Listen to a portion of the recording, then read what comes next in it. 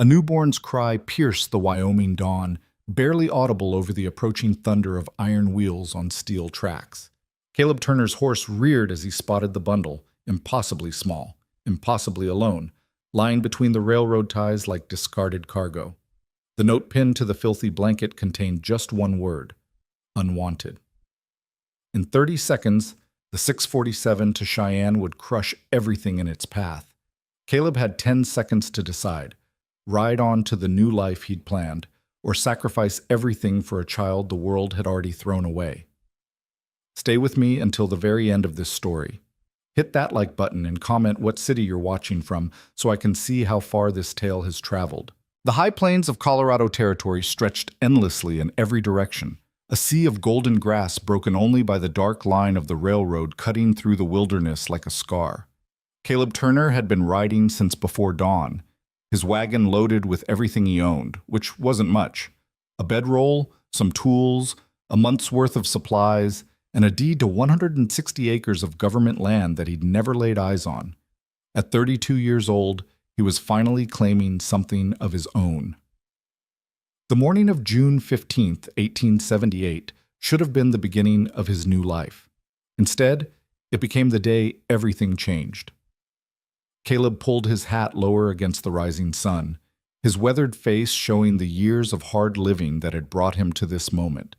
He'd worked cattle drives from Texas to Montana, broken horses for the Army, and spent winters in mining camps that would have broken lesser men. Every dollar saved, every hardship endured had been for this, a chance to build something that belonged to him alone. His horse, a sturdy roan mare named Copper, suddenly threw her head up and sidled nervously. Caleb's hand instinctively moved to the rifle strapped to his saddle. Indians hadn't been trouble in this area for years, but a man alone in open country learned to trust his horse's instincts more than his own eyes.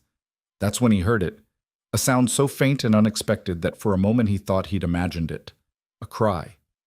Thin, desperate, utterly human. "Whoa, girl!" Caleb brought Copper to a halt, his eyes scanning the empty landscape. The railroad tracks lay about 50 yards to his left, running parallel to the wagon road he'd been following. Nothing moved except the grass bending in the wind. Then he heard it again, stronger this time, more insistent, the cry of an infant. Caleb's breath caught in his throat. He urged Copper forward, leaving the wagon road and heading toward the tracks.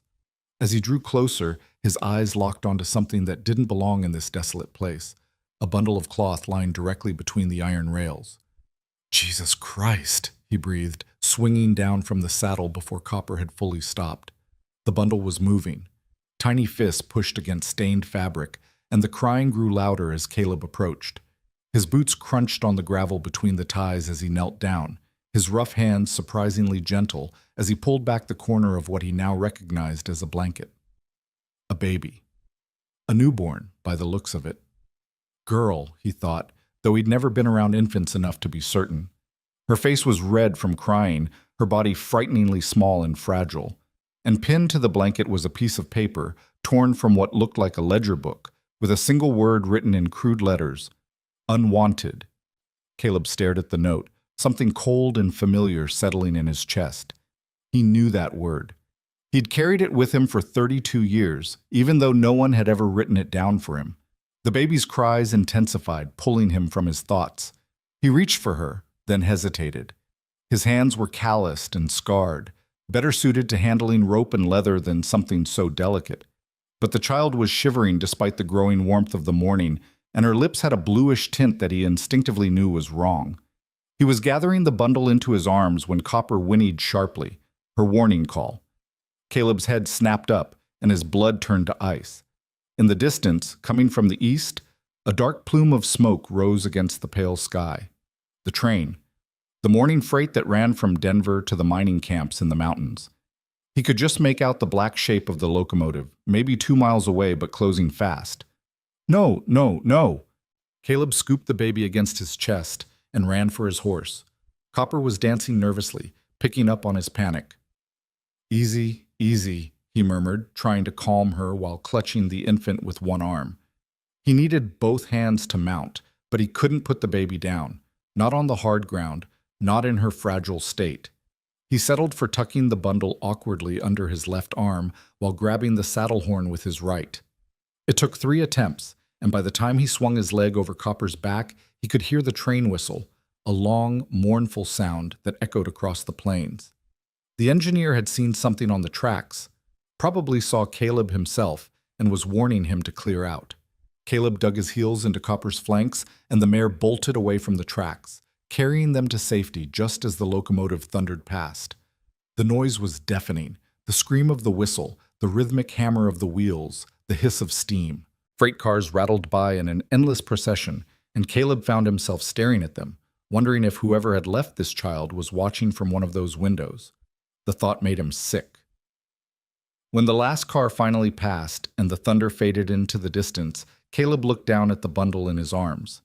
The baby had stopped crying, shocked into silence by the noise. But now her mouth opened again, and a wail emerged that seemed impossibly loud for something so small. All right, Caleb muttered, having no idea what to do. He'd delivered calves and foals, but a human baby was entirely different territory. You're safe now. You're going to be fine. He had no idea if that was true. Caleb turned Copper back toward the wagon road, his mind racing. His homestead was still 2 days' ride to the west, 2 days of rough country with no settlements, no help, nothing but empty land. But behind him, back the way he'd come, was the town of Ridgeway. He'd passed through it yesterday afternoon, a small railroad town with maybe 200 people, a handful of businesses, and more saloons than churches. The decision should have been simple. Take the baby to town, hand her over to the sheriff or a church, and continue on his way. It wasn't his problem. He hadn't asked for this complication. But even as he thought it, Caleb was already turning Copper back toward Ridgeway. The ride took 3 hours. 3 hours of the baby alternating between crying and an ominous silence that scared Caleb more than the noise. He tried everything he could think of, rocking her gently, talking to her in what he hoped was a soothing voice, even attempting to give her water from his canteen, which only made her sputter and cry harder. "Come on, little one," he pleaded as they crested a hill and the buildings of Ridgeway came into view. "Just hold on a bit longer. We'll find someone who knows what to do." The town was busier than it had been the previous day. Wagons lined the main street, and people moved between the shops and businesses with the purposeful energy of a workday morning. Caleb's arrival drew immediate attention. A lone cowboy was common enough, but one carrying a crying infant was decidedly unusual.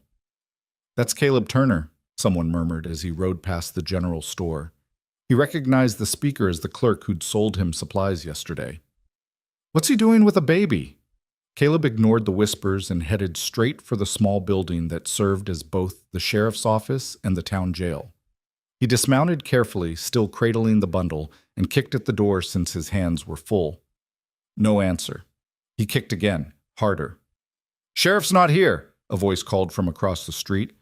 Caleb turned to see an elderly man in a shopkeeper's apron.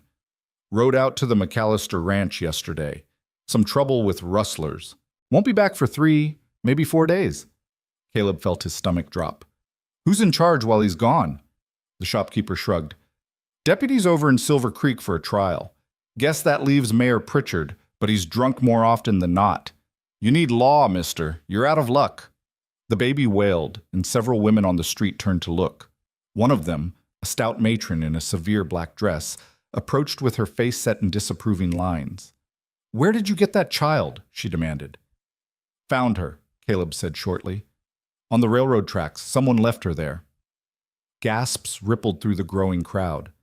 The woman in black reached for the baby with the confidence of someone accustomed to being obeyed. "Give her here. This is no matter for a man to handle." Caleb found himself stepping back, the baby pressed protectively against his chest. Something about the woman's cold efficiency reminded him of the matrons at the orphanage where he'd spent his childhood, women who performed charity with all the warmth of an undertaker. "I need to find someone who can help her," he said. "She's been out there for hours. She needs—" "I can see what she needs," the woman interrupted. "A proper Christian home, not the arms of some drifter. Now hand her over before you do more harm." "Mrs. Blackwell." The voice came from behind Caleb, calm but carrying an edge of authority that made the woman's mouth snap shut. "Perhaps we should focus on the child's immediate needs rather than assigning blame." Caleb turned to see a woman approaching from the direction of the schoolhouse at the end of the street. She was perhaps 25, dressed simply but neatly in a gray dress with her dark hair pulled back in a practical bun. Her face was composed, intelligent, and utterly focused on the bundle in his arms. "Miss Hayes," Mrs. Blackwell sniffed. "This is hardly a matter for a school teacher." "On the contrary," the woman, Miss Hayes, replied, coming to stand beside Caleb. "A child in distress is everyone's matter. May I see her?" Her eyes met Caleb's, and he saw something in them that made him trust her, a genuine concern that had nothing to do with propriety or judgment. He carefully shifted the bundle, allowing her to look at the baby's face. Miss Hayes' expression tightened almost imperceptibly. "She's dehydrated and possibly hypothermic. How long was she out there?" "Don't know," Caleb admitted. "Could have been all night. There was a note." He fumbled with the blanket until he found the paper, still pinned to the fabric. He pulled it free and handed it to her. She read the single word, and something flickered across her face. Anger, perhaps, or pain. "Come with me," she said, already turning toward a small house adjacent to the schoolhouse. "We need to get her warm and fed immediately." "Mrs. Blackwell sputtered. "Miss Hayes, you cannot simply—" "I can, and I will," Eleanor Hayes said without breaking stride. "If you wish to help, Mrs. Blackwell, you may fetch some milk from Mr. Patterson's dairy. Otherwise, please step aside." Caleb followed her, acutely aware of the crowd watching their progress down the street. Miss Hayes moved with brisk efficiency, leading him through a tidy front room into a small kitchen where a wood stove already had a fire burning low. "Put her on the table," she instructed, already pulling down jars from a shelf. "Gently, and keep her wrapped. We need to warm her slowly, not all at once." Caleb did as he was told, relieved to have someone competent taking charge. He watched as Miss Hayes worked, her movements quick and practiced. She mixed something in a cup. Water, he thought, with a bit of sugar stirred in. "Hold her upright," she said, and Caleb carefully lifted the baby while Miss Hayes brought the cup to the infant's lips. "Just a few drops at a time. We don't want her to choke." The baby's mouth worked instinctively, and she managed to swallow a little of the liquid, then a little more. After a few minutes, her crying quieted to whimpers, and her color looked marginally better. "Good," Miss Hayes murmured. "That's good. She's stronger than she looks." She glanced up at Caleb. "Tell me exactly what happened. Every detail." Caleb recounted the morning, the sound that had caught his attention, the bundle on the tracks, the approaching train. As he spoke, Miss Hayes continued tending to the baby, her face growing more troubled with each detail. "The 6:47, she said quietly when he finished. "That train runs on schedule. Whoever left her there knew exactly when it would come through." The implication hung in the air between them. The baby hadn't been abandoned with the hope that someone would find her. She'd been placed on the tracks to be killed, but at the last moment, whoever had done it couldn't quite follow through. They'd left her with enough time for the train crew to see her, or for someone like Caleb to happen by. "That's murder," Caleb said, his voice rough. "Or near enough." "Yes." Miss Hayes' hands tightened briefly on the cup before she forced them to relax. "But proving it would be impossible. There are dozens of farms and homesteads within a day's ride. The mother could be anyone, and the father—" She shook her head.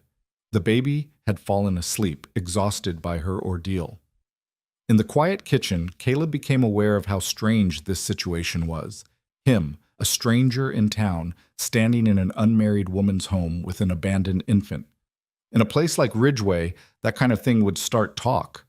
As if reading his thoughts, Miss Hayes said, "You can't stay here. It wouldn't be appropriate. But you also can't take her with you, not in her condition, and not without knowing how to care for her." "I was planning to head to my claim," Caleb admitted. "Got land 2 days west of here. But I couldn't just leave her. I couldn't—" He stopped, not wanting to explain the complicated tangle of emotions that had driven him back to town instead of forward to his future. Miss Hayes studied him with those intelligent eyes. "What's your name?" "Caleb Turner, ma'am." "Eleanor Hayes.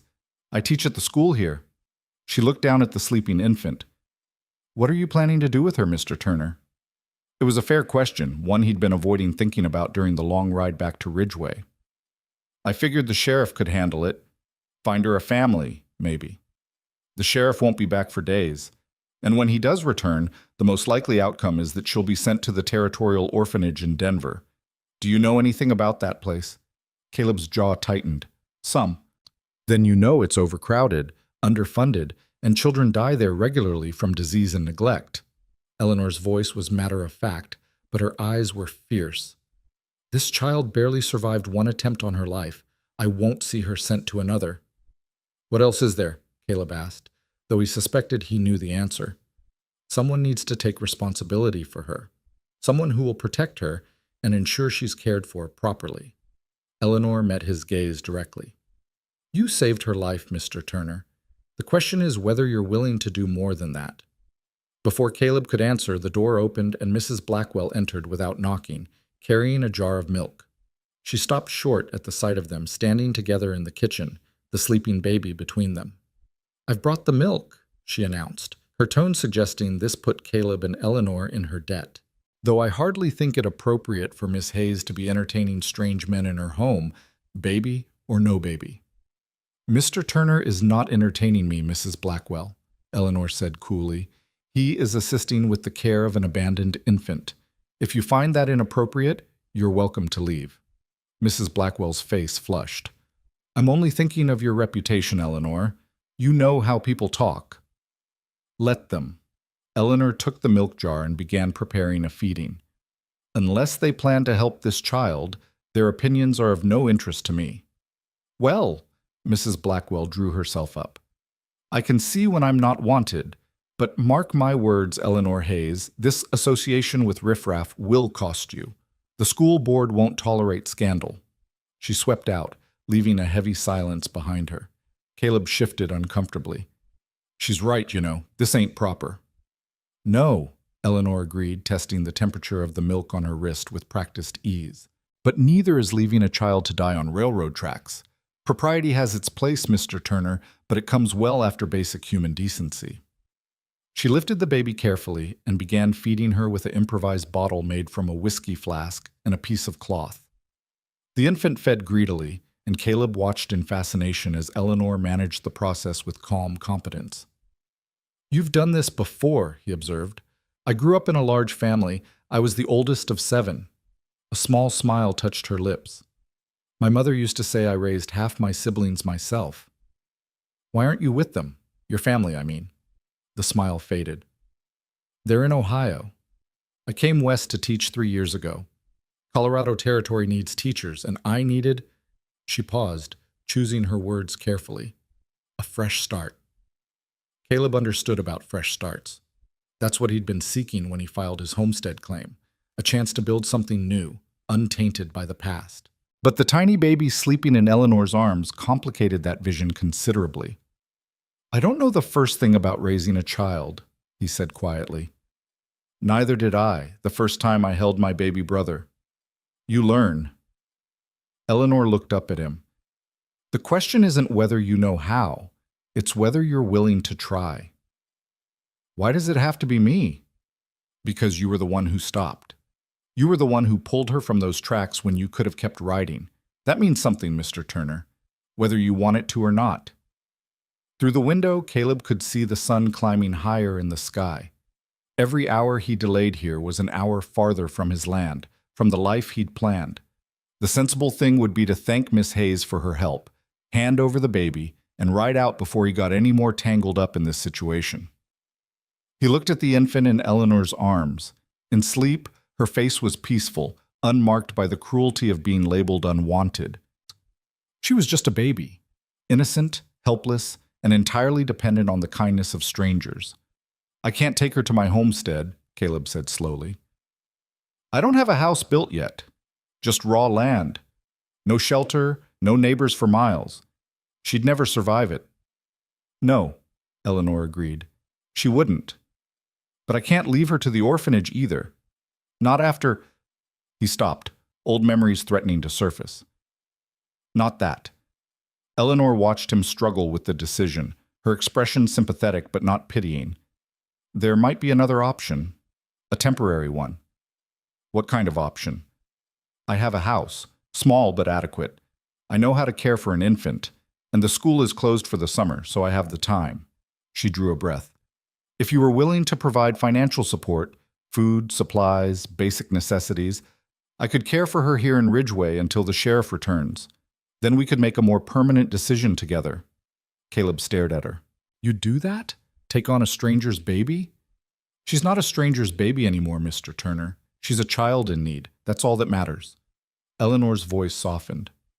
Besides, I remember what it was like to be young and overwhelmed with responsibility. If I can help, both you and her, then I should. It was a generous offer, too generous, and Caleb knew it. Folks will talk. You already saw Mrs. Blackwell. Mrs. Blackwell would find something to gossip about if I sneezed incorrectly. I stopped letting her dictate my choices some time ago. Eleanor shifted the baby to her shoulder, patting her back gently. But you're right that there will be talk. So we'll need to be clear about the arrangement. You're the one who found her. I'm merely providing temporary assistance until proper arrangements can be made. Nothing more. Nothing more, Caleb echoed, though something about the phrase felt hollow. They worked out the details quickly. Caleb would stay at the boarding house in town and visit daily to check on the baby. He'd pay for all expenses and help Eleanor with any heavy work that needed doing around her property. In 3 or 4 days, when Sheriff Morrison returned, they'd discuss the baby's future together. It was a reasonable plan, a temporary solution to an unexpected problem. So why did Caleb feel like he was committing to something far more permanent? She needs a name, Eleanor said as they prepared to move the baby to a more comfortable sleeping place. We can't just keep calling her the baby. Caleb thought about the note, about that single brutal word. Something better than unwanted. Much better. Eleanor considered for a moment. Mila. It means gracious or dear. She's neither unwanted nor unloved. Not anymore. Mila, Caleb repeated. The name felt right, felt like a declaration against whoever had tried to throw this child away. Mila Turner. Eleanor's eyebrows rose slightly. Turner? If I'm responsible for her, she should have my name, at least until we figure out something more permanent. Caleb met her gaze, defiant. She's not going to any orphanage as a nameless foundling, not if I have anything to say about it. A smile touched Eleanor's lips, the first genuine one he'd seen from her. Mila Turner it is, then. Welcome to the world, little one. We're glad you're here. As the afternoon wore on, Caleb found himself helping Eleanor set up a makeshift cradle from a dresser drawer and making a list of supplies they'd need from the general store. It was strange domestic work, nothing like the hard physical labor he was used to. But there was something satisfying about it, about making a space safe for the tiny life they'd saved. By evening, word had spread through Ridgeway about the abandoned baby and the cowboy who'd rescued her. Caleb endured the stares and whispers as he carried supplies from the general store to Eleanor's house, making multiple trips while trying to ignore the speculation in people's eyes. Some folks were kind. The blacksmith pressed a silver dollar into his hand for the little one, and the woman who ran the boarding house promised to save him the best cuts of meat for that poor motherless child. Others were less generous, their expressions ranging from suspicious to openly hostile. Caleb heard the whispers. What kind of man just happened to find a baby? Maybe he knew more than he was saying. Maybe the baby was his own, and this whole story was a cover. He gritted his teeth and kept walking. He dealt with worse than small-town gossip. It was full dark by the time he finally returned to Eleanor's house with the last load of supplies. Through the window, he could see her moving around the kitchen, the baby in one arm while she worked. The scene was so peaceful, so normal, that Caleb paused on the doorstep. This wasn't his life. This domestic tableau, this instant family, none of it was part of his plan. He was supposed to be at his homestead right now, sleeping under the stars, dreaming about the house he'd build and the future he'd create. Alone.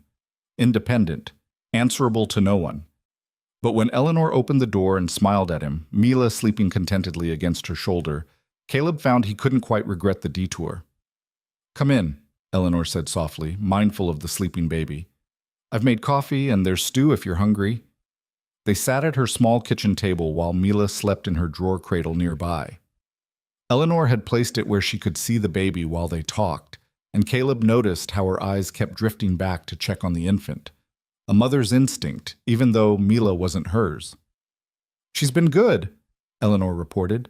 "Fed 3 times, kept it down each time. Her color's much better." "That's good." Caleb wrapped his hands around the coffee cup, grateful for its warmth. "You're good at this." "The baby stuff." "Practice," Eleanor said simply. "And necessity. When you're the oldest of 7, you learn quickly."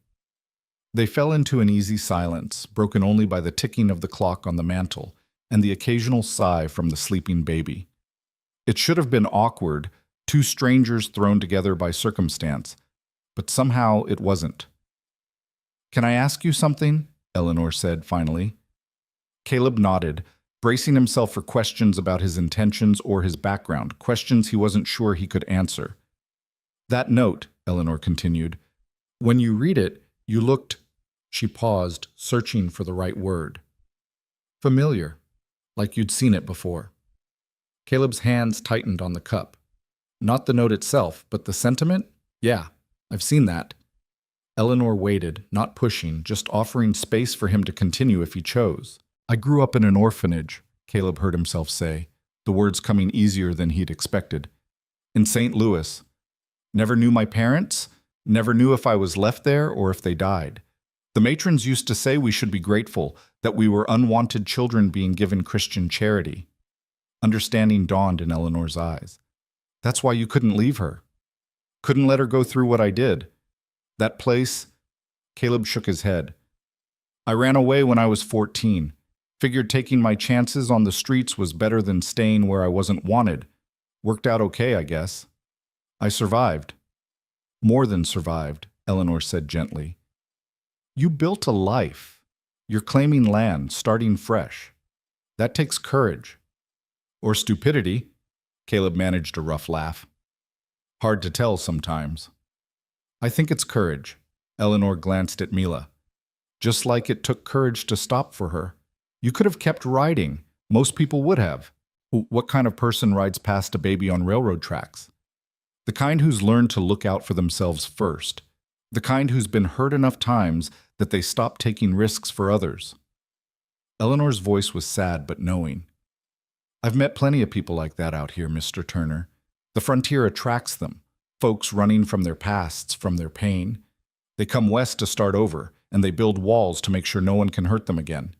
Caleb shifted uncomfortably, recognizing himself in her description. "And what about you, Miss Hayes? What are you running from?" Eleanor smiled faintly. "That's a fair question, given what I just said. The truth? An arranged marriage to a man twice my age, chosen by my father to settle a business debt. I was 22, and my whole life was being bartered away like cattle." She looked at Mila. "So I understand about being treated as unwanted, about having your value determined by someone else's convenience. But you got out." "I did. Took all my savings, bought a train ticket west, and never looked back. I tell people I came for adventure, for the opportunity to teach in a growing territory. And that's true, as far as it goes. But really?" She met his eyes. "I came to be free, to make my own choices, to matter because of what I do, not because of who I belong to." The baby stirred, making small sounds in her sleep. Eleanor rose to check on her, adjusting the blanket with tender care. Caleb watched her, struck by the realization that he and this schoolteacher weren't so different, both running toward something new, trying to escape the weight of who they'd been forced to be. "She matters," Caleb said quietly. "Mila, she matters now." "Yes," Eleanor agreed, returning to her seat. "She does, and that's worth everything we're risking to keep her safe." They talked late into the night, their conversation ranging from practical matters, feeding schedules, supply lists, to deeper topics neither had intended to discuss. Caleb found himself telling Eleanor about his years on cattle drives, about breaking horses and surviving winters that killed weaker men. She told him about teaching children who'd never seen a book before, about the satisfaction of watching understanding dawn in young eyes. By the time Caleb finally left for the boarding house, something had shifted between them. They weren't strangers anymore, weren't just 2 people thrown together by accident. They were allies, united by a common purpose, protecting a child the world had tried to discard. As Caleb walked through the dark streets of Ridgeway, he thought about the homestead waiting for him in the west, He'd sacrificed so much to claim that land, years of his life, his health, every penny he'd managed to save. It represented everything he'd worked for, everything he'd dreamed about during those long, lonely nights on the trail. But when he pictured his future now, it wasn't just empty plains and a rough cabin. It was Eleanor's kitchen, warm with lamplight. It was Mila's small form sleeping peacefully in her makeshift cradle. It was the feeling of being part of something larger than himself. Maybe that made him a fool. Maybe he was throwing away his chance at the independent life he'd always wanted. But as he climbed the stairs to his room, Caleb couldn't quite bring himself to regret the choice he'd made that morning on the railroad tracks. Some things, he was beginning to understand, were worth more than plans and dreams. Some things, some people, were worth changing everything for. In her small house, Eleanor Hayes sat beside Mila's cradle, watching the baby sleep. Outside, she could hear the wind picking up, carrying with it the promise of change. Tomorrow would bring new challenges, more gossip, more judgment, more questions about this unconventional arrangement. But tonight, watching this tiny life breathe steadily in the lamplight, Eleanor felt something she hadn't experienced in years. Purpose. Not the purpose of duty or obligation, but the deeper kind, the kind that came from choosing to stand between a vulnerable soul and a world that had already proven its cruelty. She reached out and gently touched Mila's soft cheek. "You're safe now," she whispered. "We won't let you go. Either of us." And somewhere in the darkness, the wind carried that promise out across the plains, into a future that none of them could have predicted, a future that would test them, challenge them, and ultimately transform them all. But that was tomorrow's concern. Tonight, in a small town in Colorado Territory, 3 lives had intersected by chance and choice. An abandoned child, a solitary cowboy, and a determined schoolteacher, brought together by a cruel act and bound by the decision to answer cruelty with compassion. It was, Caleb would later realize, the true beginning of his new life. Not the homestead he'd planned, not the solitary existence he'd imagined, but something far more complicated and infinitely more valuable. A family. Not born, but chosen. Not given, but fought for. And it all began with a single decision on a railroad track at dawn. The decision to stop, to care, to claim what the world had thrown away. The first 3 days passed in a blur of sleepless nights and constant worry. Caleb found himself living between 2 worlds, the practical demands of maintaining his presence in town and the growing attachment to the tiny life he'd saved. Each morning he woke before dawn at the boarding house, his body trained by years of ranch work to rise with the sun, and each morning he found himself walking to Eleanor's house before he'd fully decided to do so. On the 4th morning, he arrived to find her already awake, sitting at the kitchen table with Mila cradled in one arm while she attempted to eat breakfast with the other hand. Dark circles shadowed her eyes, and her hair had escaped its usual neat bun in several places. "You look tired," Caleb said, stating the obvious. Eleanor managed a weary smile. Babies don't respect sleep schedules. She was up 4 times last night. She shifted Mila carefully. "But she's eating well, and her color is good. That's what matters." Caleb poured himself coffee from the pot on the stove, noting that Eleanor's cup sat cold and untouched beside her plate. "You need rest." "I need about 6 more hours in the day," Eleanor corrected, but without rancor. "It's fine, truly. I've managed with less sleep before." But Caleb could see the exhaustion pulling at her features, the way her movements had lost their usual brisk efficiency. Without thinking about it, he crossed to the table and held out his arms. "Let me take her. You eat properly and drink your coffee while it's hot." Eleanor hesitated, her instinct clearly to refuse, but another long night had worn down her self-sufficiency. She carefully transferred Mila into Caleb's arms, and he was struck by how much more solid the baby felt than she had 4 days ago. She'd put on weight, filled out in that mysterious way infants did when properly fed and cared for. "Support her head," Eleanor instructed, though Caleb was already doing so. "And rock gently. She likes movement." Caleb settled into the rocking chair by the window, cradling Mila against his chest. The baby's eyes opened briefly, unfocused and dark, before drifting closed again. Her breathing was steady, peaceful.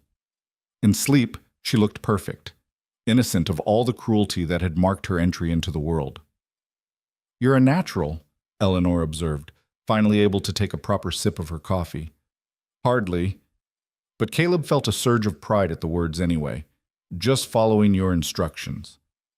They fell into comfortable silence, Eleanor eating while Caleb rocked the baby. Through the window he could see Ridgeway coming to life.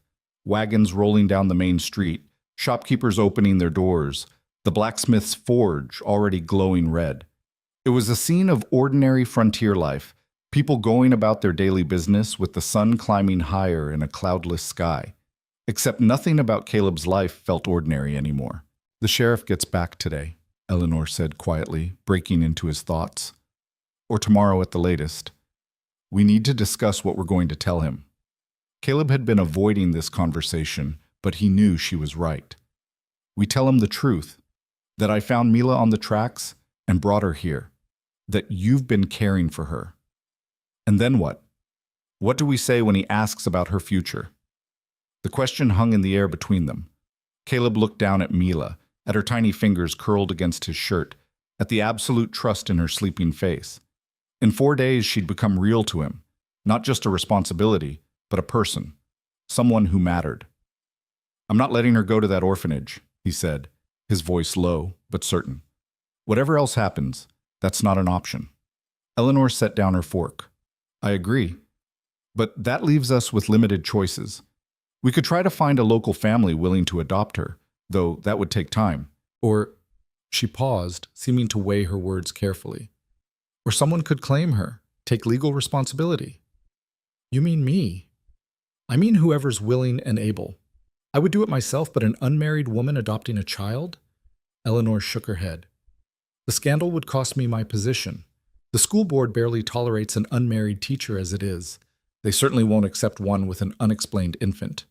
Caleb understood the calculation she was making, the brutal practicality of their situation. In a town like Ridgeway, in a territory still defining its social codes, reputation mattered. Eleanor had already risked hers by taking in Mila these past days. Asking her to sacrifice her livelihood was too much.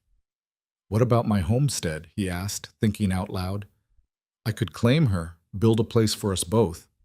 2 days from the nearest town, with no neighbors and no help? Eleanor's tone was gentle but firm. Caleb, you're a capable man, but you can't farm land and raise an infant at the same time. Not alone. She needs constant care, feeding every few hours, watching to make sure she's healthy. If something went wrong out there, you'd have no one to turn to. So what are you saying, that I give her up after all? No. Eleanor met his eyes. I'm saying we need a better solution, one that protects both Mila and your ability to provide for her. Before Caleb could respond, a sharp knock sounded at the door. Eleanor rose to answer it, and Caleb heard a familiar gruff voice from the entryway. Miss Hayes, it's Sheriff Morrison. I heard you've been looking after a foundling. The sheriff was a broad-shouldered man in his 50s, with steel-gray hair and the weathered face of someone who'd spent most of his life outdoors. He removed his hat as he entered the kitchen, nodding to Caleb before his gaze fixed on the baby. This her? He asked unnecessarily. This is Mila, Eleanor confirmed, returning to her seat. Mr. Turner found her on the railroad tracks 4 mornings ago. Someone had abandoned her there. Morrison's jaw tightened. Left her to be run over by the morning freight? Or hoping the train crew would spot her in time, Caleb added. There was a note. Said Unwanted. The sheriff swore quietly, then caught himself and apologized to Eleanor. Begging your pardon, ma'am. But that's about the lowest thing I've heard. You got any idea who might have done it? Caleb shook his head. Could be anyone. A farm wife who couldn't feed another mouth, some girl in trouble with no one to turn to. We'll probably never know. Morrison pulled out a chair and sat heavily. Tell me everything, from the beginning. For the next half hour, Caleb recounted the events of that morning, the sound that caught his attention, finding Mila on the tracks, the race to get her away before the train arrived. Eleanor described this baby's condition when Caleb brought her to town and the care she'd provided since then. The sheriff listened without interrupting, his expression growing grimmer with each detail. When they finished, he sat quietly for a moment, absently turning his hat in his hands. Well, he said finally, first things first, we need to make this official. I'll file a report about the abandonment, though I doubt we'll ever find who did it. As for the child herself, He looked at Mila, still sleeping peacefully in Caleb's arms. Normally, she'd be sent to the territorial orphanage in Denver. That's standard procedure for foundlings. No, Caleb said flatly. Morrison's eyebrows rose. Son, I understand you saved her life, but that doesn't give you legal standing to... I'll claim her. The words were out before Caleb fully thought them through, but once spoken, he knew they were right. I'll adopt her. Make it legal and proper. Whatever needs to be done. The sheriff exchanged a glance with Eleanor. You know what you're taking on? A baby's a lifetime commitment. You can't just change your mind when it gets hard. I know. Caleb's arms tightened protectively around Mila. I grew up in an orphanage, Sheriff. I know exactly what her life would be like in that place. I won't condemn her to it. He means it, Eleanor added quietly. And he's been here every day, helping with her care. This isn't a rash decision. Morrison studied them both, his lawman's eyes taking in details Caleb suspected they'd rather keep private. The easy familiarity between them, the domestic scene in Eleanor's kitchen, the way she'd spoken up in Caleb's defense without being asked. All right, the sheriff said slowly. I can draw up adoption papers, make it official. But Turner, you need to understand what folks will say. An unmarried man claiming a foundling baby? Some people are going to assume she's yours, that this whole story is a cover for getting caught with some woman. Let them assume what they want. I know the truth. That's all well and good, but it affects more than just you. Morrison gestured to Eleanor. Miss Hayes has already put her reputation on the line caring for the child. If you claim her but keep the baby here with a school teacher, he shook his head. The gossip will ruin her. She'll lose her position. Eleanor's face had gone pale, but her voice remained steady. That's my concern, Sheriff, not yours. Actually, ma'am, it's everyone's concern. This town needs a teacher, and you're a good one. I'd hate to see you driven out over this. The silence that followed was heavy with implications. Caleb felt the trap of their situation closing in. He couldn't take Mila to his homestead alone. Eleanor couldn't keep her without destroying her reputation, and sending the baby to Denver was unacceptable to them both. There's another option, Morrison said carefully. Not one I'd normally suggest, but given the circumstances, he looked between them. You two could marry, make it a proper family arrangement that would settle the gossip and give the child a stable home. Caleb felt the words like a physical blow. Marriage. To a woman he'd known for 4 days. It was absurd, impossible, completely impractical. And yet, looking at Eleanor's shocked expression, he found himself considering it. That's not, Eleanor started, then stopped. We barely know each other. True enough, Morrison agreed. But you've spent 4 days caring for a baby together, which is more than some couples do before their wedding. And from what I've seen, you work well as a team. He stood, replacing his hat. I'm not saying you have to decide right now, but think about it. I'll come back tomorrow for your answer about the adoption. If you choose to go forward, we'll need to sort out the legal details. After the sheriff left, the kitchen felt smaller, the air thick with unspoken thoughts. Mila stirred in Caleb's arms, making small sounds that meant she'd be hungry soon. Eleanor moved automatically to prepare a bottle, her movements precise despite the tremor in her hands. Marriage, she said finally, not looking at him. He suggested marriage. He did. Caleb shifted Mila carefully. You think he's right? About the gossip? Oh, the gossip's already started. Mrs. Blackwell has made sure of that. Eleanor tested the milk temperature on her wrist. But Morrison's right that adopting Mila while keeping her here with me would make things impossible. The school board wouldn't tolerate it. So we're back to the same problem. I can't take her alone. You can't keep her alone, and neither of us will send her to Denver. Eleanor brought the bottle to him, and together they managed the transfer, Caleb holding Mila, while Eleanor guided the bottle to her mouth. The baby latched on eagerly, her eyes opening to stare up at them with that unfocused infant gaze that somehow felt deeply knowing.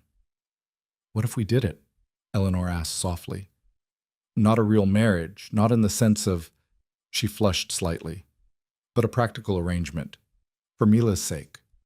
Caleb's heart was beating faster than he'd like to admit. A marriage of convenience. Exactly. We could claim Mila together, give her a proper home. You could still work your land. It's summer now, so you'd have months to build a cabin, prepare for winter. I could care for Mila during the week, and you could visit on weekends.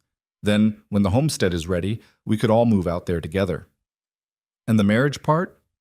Eleanor finally met his eyes. We'd be partners, colleagues raising a child together. Nothing more unless we both wanted it to be. It was a reasonable proposal, practical even. They got along well, shared common values, and both cared deeply about Mila's welfare. Plenty of frontier marriages were based on less. But Caleb couldn't shake the feeling that they were standing on the edge of something far more complicated than a simple arrangement. "What about what you want?" he asked. "You came west to be free, to make your own choices. Marrying me would tie you down to a homestead, to a life of hard work and isolation. That's not freedom." "Neither is losing my position and being driven out of town," Eleanor countered. "At least this way, I choose who I'm tied to. And Mila," her voice softened as she watched the baby eat. "Mila deserves better than being shuttled between arrangements, always wondering if she's wanted. If we do this properly, she'll have a real home. Two parents who chose to keep her safe. Even if those parents are strangers." "We're not strangers anymore," Eleanor smiled faintly. 4 days of caring for a baby together. We've seen each other exhausted, frustrated, worried. That's more honesty than most courting couples share. She had a point. Caleb had seen Eleanor at her most vulnerable, had shared the intimate work of caring for an infant.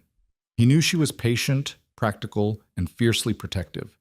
He knew she took her coffee black, that she hummed while she worked, that she checked on Mila at least 3 times every hour, even when the baby was sleeping peacefully.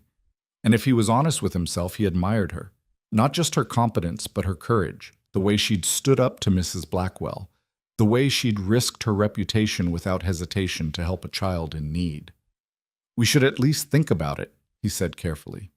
"Not decide right now, but consider whether it could work." Eleanor nodded. "Agreed. Let's give ourselves until tomorrow when the sheriff returns.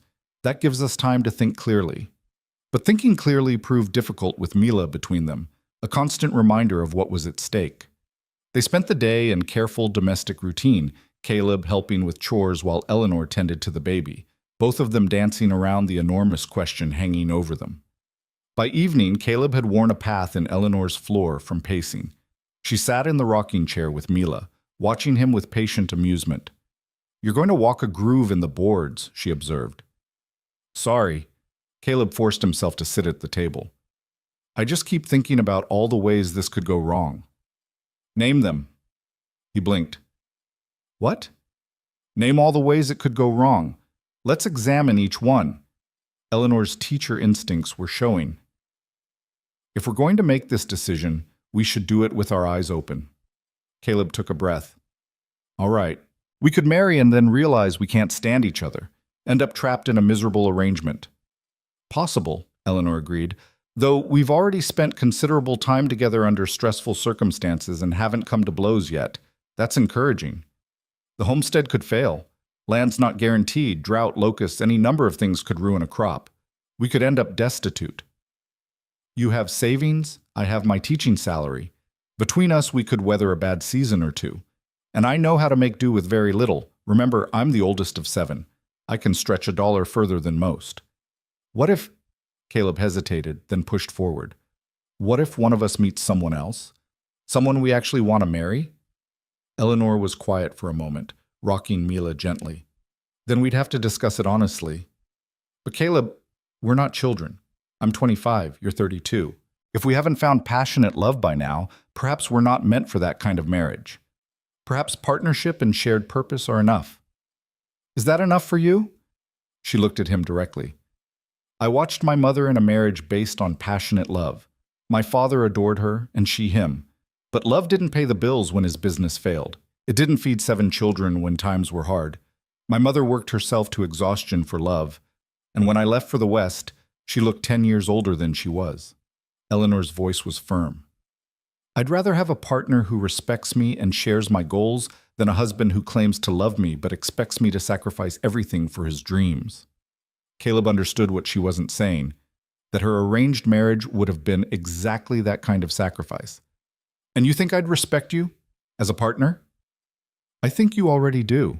You've listened to my opinions about Mila's care, you've helped without being asked, you've treated me as an equal rather than a servant. That's more than many wives get from husbands they've known for years. The baby had fallen asleep, and Eleanor rose to place her in the cradle. Caleb watched her tuck the blanket around Mila with such tenderness that something in his chest tightened. What if I'm not good enough? The words came out rougher than he'd intended. I don't know anything about being a father. I could fail her, fail both of you. Eleanor returned to her chair, folding her hands in her lap.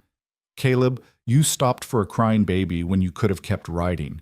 You brought her to safety instead of abandoning her. You've been here every day, learning how to care for her, even when it's awkward and uncomfortable. You're already choosing to be good enough. That's what matters. But what if it's not? What if I turn out like... He stopped, unable to finish the thought. Like whoever left her on those tracks? Eleanor's voice was gentle. You won't. That person gave up when things got hard. You're here precisely because things are hard, and you're refusing to give up. That makes all the difference. They talked late into the night, examining the proposal from every angle. Eleanor was practical, laying out how they could manage finances, living arrangements, the challenges of homesteading with a baby. Caleb was more emotional, though he tried to hide it, wrestling with fears he couldn't quite name. But underneath all the practical considerations, both of them kept circling back to the same truth. They couldn't let Mila go. And if marriage was the only way to keep her safe, then perhaps it was worth the risk. There's one more thing we should discuss, Eleanor said as the clock struck midnight. If we do this, if we marry, I need to know you won't try to control my life. I've escaped one cage. I won't walk willingly into another. Yet, I'm not looking for someone to control, Caleb assured her. I've been on my own too long to want that. If anything, I'd be relieved to have a partner who can think for herself. And I need to be able to continue teaching, at least until the homestead is established. My salary could make the difference between success and failure that first year. Makes sense to me. Eleanor studied him in the lamplight. You're serious about this? About all of it? Are you? She was quiet for a long moment, her gaze moving to the cradle where Mila slept. I came west to make my own choices, to build a life that mattered. I thought that meant staying unmarried, staying independent. She looked back at Caleb. But maybe the most important choice isn't between marriage and independence. Maybe it's choosing who you build a life with and why. And you'd choose this? Choose us? I'd choose Mila, Eleanor corrected gently. Everything else follows from that. If marrying you means she grows up safe and wanted and loved, then yes, I choose this. It wasn't a declaration of love. It wasn't even particularly romantic, but it was honest, and Caleb found he valued that more than pretty words. Then I guess we're getting married, he said. Eleanor smiled, not the polite smile she gave to acquaintances, but a real smile, tentative and hopeful. I guess we are. When Sheriff Morrison returned the next morning, they told him together. The lawman didn't look surprised. Figured you might come to that conclusion, he said, pulling out papers from his saddlebag. I took the liberty of bringing both adoption papers and a marriage license, just in case. Eleanor raised an eyebrow. Awfully presumptuous of you, Sheriff. Practical, Morrison corrected with a slight smile. I've been doing this job long enough to recognize two stubborn people who won't give up on a child. Didn't take a genius to figure out where that would lead. They signed the papers at Eleanor's kitchen table with Mila sleeping nearby, making them a legal family in the eyes of the territorial government. Caleb's hand shook slightly as he wrote his name, the weight of what he was committing to finally sinking in. Congratulations, Morrison said, witnessing the final signature. You're now husband and wife, and legal parents to Miss Mila Turner. May you all find happiness together. After he left, Caleb and Eleanor stood awkwardly in the kitchen, suddenly aware that everything had changed. They were married, they were parents, they were a family, however unconventional.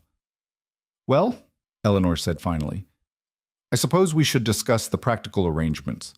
You'll need to work on the homestead, and I'll stay here with Mila until... Wait, Caleb held up a hand. Before we jump into logistics, there's something I need to say.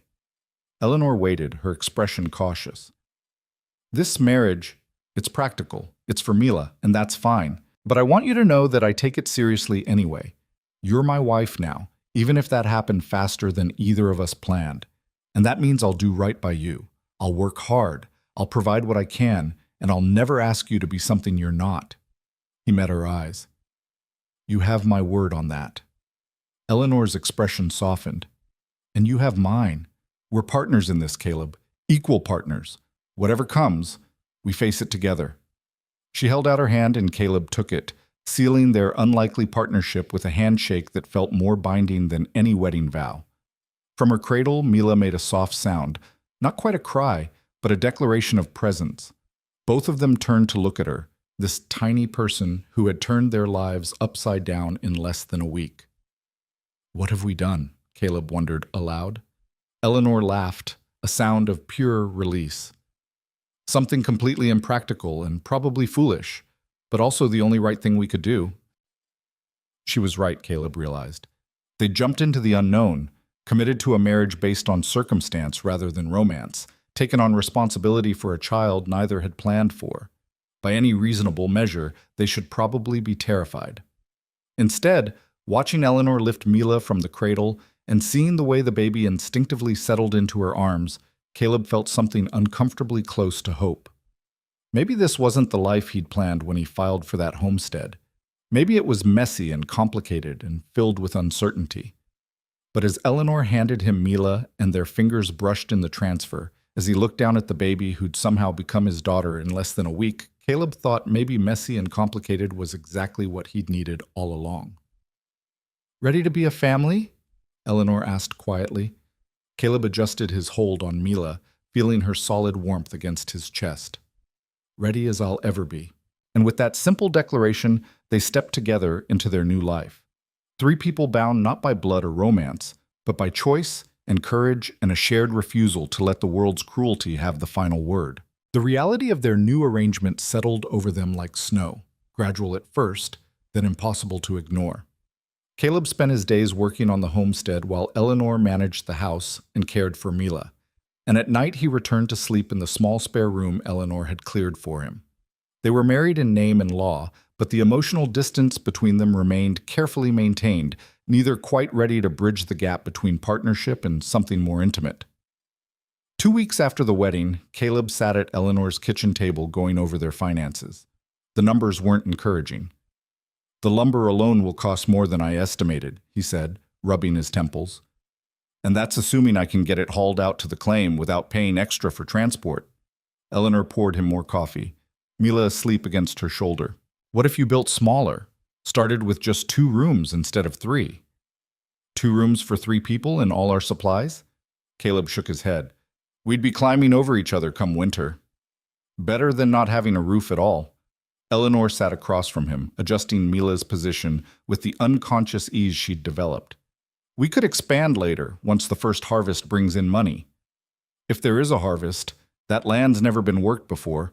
Could be the soil's no good, or there's not enough water, or—" He stopped himself, hearing the defeat creeping into his voice.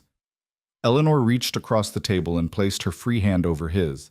The gesture was simple, companionable, but it steadied him anyway. "One problem at a time, Caleb. First we build shelter, then we plant, then we see what grows." He turned his hand over, lacing his fingers with hers. It was the most deliberate physical contact they'd had since signing the marriage papers, and he felt her slight intake of breath before she squeezed his hand and released it. "You're right," he said. "I'll adjust the plans. 2 rooms to start, expandable later. And I'll talk to the school board about teaching through the fall. My salary should cover our basic supplies until—" A sharp knock interrupted her. They exchanged glances before Eleanor rose to answer it, Caleb close behind. Mrs. Blackwell stood on the doorstep, her expression carved from disapproval. Behind her stood 2 other members of the school board, Mr. Patterson, who ran the dairy, and Mrs. Chen, who owned the dry goods store. "Mrs. Turner," Mrs. Blackwell said, investing Eleanor's new name with unmistakable disdain. "We need to speak with you about your position." Eleanor's spine straightened. "Of course, please come in." The 3 filed into the front room, pointedly refusing to sit when Eleanor gestured to the chairs. Mr. Patterson at least had the grace to look uncomfortable, Mrs. Chen's face was carefully neutral. "We'll be brief," Mrs. Blackwell began. "The school board has reviewed your situation, and we've come to a decision about your continued employment." Caleb moved to stand beside Eleanor, a silent show of solidarity. Mila stirred at the tension in the air, whimpering softly. "What decision?" Eleanor asked, her voice steady despite the baby in her arms. "The board feels that given the irregularity of your marriage and the questionable circumstances surrounding the child, it would be inappropriate for you to continue teaching our children." Mrs. Blackwell delivered the words with evident satisfaction. "Your contract will not be renewed for the coming school year." The words hit like a physical blow. Caleb felt Eleanor stiffen beside him, saw the color drain from her face. They'd known this was a possibility, but hearing it stated so baldly was different from abstract worry. "Questionable circumstances?" Eleanor's voice had gone quiet and dangerous. "You mean rescuing an abandoned infant from certain death?" "I mean," Mrs. Blackwell said primly, "a hasty marriage to a drifter, followed by the sudden appearance of a convenient baby. Some of us have questions about the timing." "Then ask them." Caleb stepped forward, his temper finally breaking. "You think Mila's mine? That I got some woman in trouble and concocted this whole story to cover it up?" "The thought has occurred to several people," Mrs. Blackwell admitted. "Then those people are fools." Eleanor's voice cut across the room. "Sheriff Morrison filed a complete report about the abandonment. The evidence is documented. If you choose to invent scandal instead of accepting the truth, that says more about your character than ours." Mrs. Chen shifted uncomfortably. "Eleanor, no one's accusing you of lying, but you must admit the situation is unusual. And with a baby in the house, how could you possibly give your students the attention they deserve?" "I managed to raise 6 siblings while helping my mother run a household," Eleanor said sharply. "I think I can handle teaching and motherhood simultaneously." "That may be," Mr. Patterson interjected, speaking for the first time. "But Mrs. Blackwell has a point about appearances. Parents are already talking. Some are saying they won't send their children to be taught by a woman of questionable judgment." "Questionable judgment?" Eleanor's voice rose slightly, making Mila fuss. She lowered it with visible effort. "I showed compassion to a dying child. If that's questionable judgment, then I'm guilty and proud of it." "Nevertheless," Mrs. Blackwell said, "the board's decision is final. You have until the end of the month to vacate the teacherage." "This house belongs to the school," Mrs. Chen added more gently. "I'm sorry, Eleanor, but without the teaching position, you can't remain here."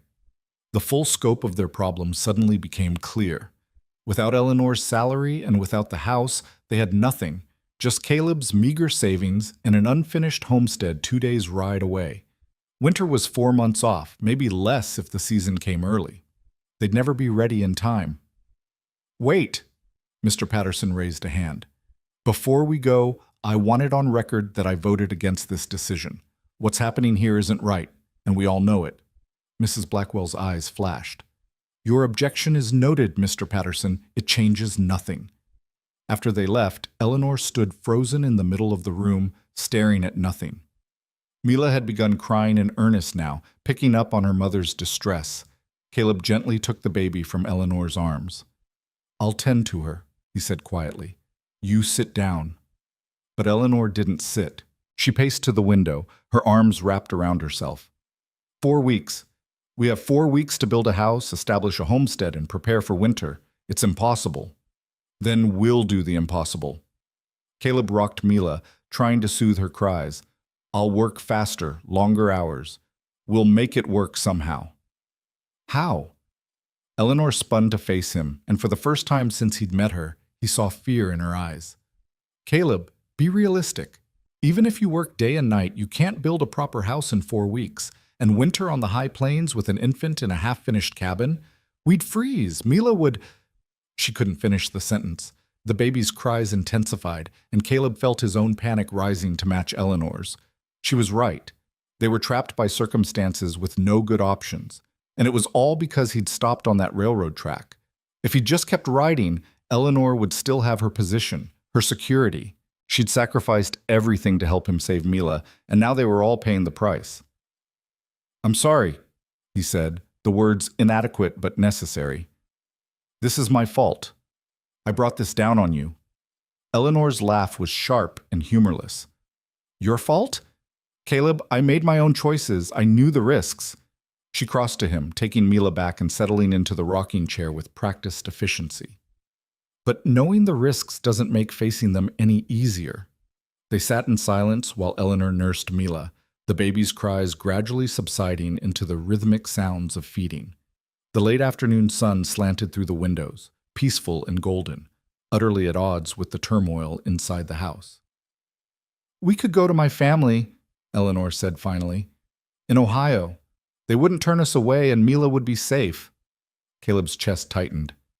And my homestead? The claim? You'd have to abandon it. The government requires improvement within a year. If you're not there working the land, you'll lose it. She looked at him over Mila's head. But at least we'd survive. At least Mila would have a roof over her head and food to eat.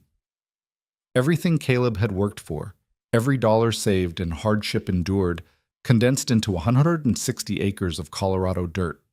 Walking away from it felt like cutting off a limb, but what good was land if his family froze to death before spring? Is that what you want? He asked. To go back to Ohio? Eleanor was quiet for a long moment, her hand gently stroking Mila's downy head. I want Mila to be safe. Everything else is secondary to that. But is it what you want? Caleb pressed. You came west to escape an arranged marriage, to make your own life. Going back would mean admitting defeat. Sometimes defeat is wiser than stubborn pride. And sometimes, Caleb said slowly, an idea forming, there's a third option we haven't considered. Eleanor looked up, cautious hope flickering in her eyes. What option? What if we didn't try to finish the homestead in 4 weeks? What if we found somewhere closer to stay through the winter, somewhere I could work while keeping you and Mila safe? Then comes spring, when the weather breaks, we move out to the claim, and I have a full season to build properly. Where would we stay? We can't afford to rent in town, and even if we could, the same gossip that cost me my position would follow us. Caleb's mind was racing now, pieces falling into place. The old Garrett place, about 5 miles east of town, right on the creek. I heard in the saloon that it's been empty since the widow Garrett died last fall. That house is half collapsed, Eleanor objected. The roof leaks and the windows are broken. But the walls are solid, and it's got a working fireplace. Give me a week and I could make it weatherproof enough to get through winter. It's not pretty, but it's better than nothing. Eleanor considered this, her expression thoughtful. And you think whoever owns it now would let us stay? Widow Garrett's daughter lives in Denver. From what I heard, she's been trying to sell the property but hasn't found a buyer. We could offer to maintain it in exchange for living there through winter. She'd probably be grateful to have someone keeping squatters out. It's still 5 miles from town. If something went wrong with Mila, if she got sick, 5 miles is a hard ride but not impossible. And it's a damn sight closer than 2 days to the homestead. Caleb leaned forward. Eleanor, I know it's not ideal, but it gives us time. Time to prepare properly, time to save more money, time to make sure we're ready before we move out to the claim. She looked down at Mila, now sleeping peacefully in her arms. And if the daughter says no, if she won't let us stay, then we'll figure something else out, but we have to try. The next morning, Caleb rode out to find the Garrett place. Eleanor's description had been accurate. The small ranch house was in rough shape, with half the shutters hanging loose and visible gaps in the roof. But the stone walls were solid, and the location was good, sheltered in a fold of land with the creek running clear and cold just 50 yards away. He spent the day assessing what would need to be done, making lists and calculations. It was hard work, but not impossible. With dedication and long hours, he could make it livable. That evening, he sent a telegram to Mrs. Garrett's daughter in Denver, explaining their situation and making his proposal. The response came 2 days later, brief but positive. They could stay through winter in exchange for maintaining the property and making necessary repairs. The daughter would even provide lumber for the roof if Caleb would fix the sagging porch. It wasn't perfect, but it was a chance. The news spread through Ridgeway quickly. The scandalous schoolteacher and her questionable husband were leaving town, moving to the old Garrett place. The gossip followed them like smoke, but Caleb found he cared less with each passing day. Let them talk. His family would survive, and that was all that mattered. The word family still felt strange in his mind, but increasingly right. Somewhere in the chaos of the past weeks, these two females had become his responsibility in a way that went beyond legal papers. When Mila cried at night, he woke automatically, listening to make sure Eleanor had her. When Eleanor looked tired, he found himself making coffee without being asked, taking the baby so she could rest. They were becoming a unit, learning each other's rhythms and needs with the unconscious choreography of people sharing close quarters and common purpose. Moving day arrived with a gray sky that threatened rain. Caleb loaded their belongings into a borrowed wagon while Eleanor packed the last items, Mila strapped to her chest in a sling she'd fashioned from spare cloth. Several townspeople watched from windows and doorways, but no one offered to help. Only Mr. Patterson appeared, pressing a cloth-wrapped package into Eleanor's hands. "Cheese and butter," he said gruffly, "and I'll bring milk out to the Garrett place once a week. No charge." Eleanor's eyes filled with tears. "Thank you. You've been kinder than we had any right to expect." "Some of us still remember what community mean," Patterson tipped his hat to Caleb. "You take care of them, Turner, and if you need help with repairs, send word. I'm handy with a hammer." The ride to the Garrett place took 2 hours, Caleb driving the wagon while Eleanor sat beside him with Mila. Neither spoke much, both lost in their own thoughts about this new phase of their unlikely life together. When the house came into view, Eleanor drew a sharp breath. Caleb had been there every day for the past week, working frantically to make it habitable, but he'd kept the results secret, wanting to surprise her. The roof was patched, the windows covered with oiled paper that would let in light while keeping out wind. The porch no longer sagged, and he'd even managed to clear away the weeds and debris that had accumulated around the foundation. It wasn't beautiful, but it looked cared for, like a home instead of a ruin. "Caleb," Eleanor breathed, "you did all this?" "Had some help from Patterson and his son the last 2 days," Caleb admitted, pleased by her reaction. "But yeah, most of it. I wanted it to be ready for you, for both of you." Inside, Eleanor's surprise continued. Caleb had scrubbed the floors, whitewashed the walls, and set up furniture borrowed from various sources. The main room had a table, chairs, and a rocking chair positioned near the fireplace. Through an open door, she could see a bedroom with a proper bed and a cradle he'd built himself, rough but sturdy. "There's another bedroom through there," Caleb said, pointing to a second door. "Smaller, but it's got a window and room for a bed. I figured you and Mila could take the bigger room, and I'd use the small one." Eleanor turned to face him, Mila stirring between them. "You built a cradle. Baby needed somewhere safe to sleep." Caleb rubbed the back of his neck, suddenly self-conscious. "It's not fancy, but it's solid. Won't collapse or nothing." "It's perfect." Eleanor's voice was thick with emotion. "All of this is perfect. I can't believe you did so much in just a week." "Well, we're family now. Taking care of family is what matters." The word hung between them, family. Eleanor reached out and took his hand, squeezing it gently. "Yes, we are." That night, after they'd unpacked and settled in, after Mila had been fed and put down in her new cradle, Caleb and Eleanor sat by the fireplace drinking coffee. The house creaked and settled around them, not quite home yet, but getting closer. "I've been thinking," Eleanor said, breaking the comfortable silence, "about what happens next, after winter." "The homestead," Caleb said, knowing where she was heading. "We'll need to move out there come spring. And I'll need to decide what to do about teaching. I can't get my position back in Ridgeway, but there might be other towns, other schools that need teachers." Caleb set down his cup. "You want to keep teaching?" "I love teaching. It's not just a job to me. It's who I am. Helping children learn, watching them discover new ideas." She smiled slightly. "I'd miss it terribly if I gave it up entirely. But out at the homestead, there won't be schools nearby. It'll be hard to do both." "I know. That's why I'm trying to think through what's possible." Eleanor looked at him directly. "What do you want, Caleb?" "Not just for the land, but for us, for this family we're building." It was a fair question, and one Caleb had been avoiding asking himself. What did he want? The original plan had been simple: claim land, build a ranch, live independently. But that plan hadn't included a wife or a daughter, hadn't accounted for the ways his wants might change when he was no longer alone. "I want Mila to grow up safe," he said carefully. "I want her to have opportunities, to know she's wanted and valued, and I want—" He paused, surprised by his own realization. "I want to build something that lasts. Not just a house or a ranch, but a real home. The kind I never had growing up." Eleanor nodded slowly. "And where do I fit in that vision?" "Honestly, I'm still figuring that out." Caleb met her eyes. "I know you're my wife, my partner. I know I respect you and trust you with Mila. But everything happened so fast, I haven't had time to think about what we could be beyond the arrangement we made."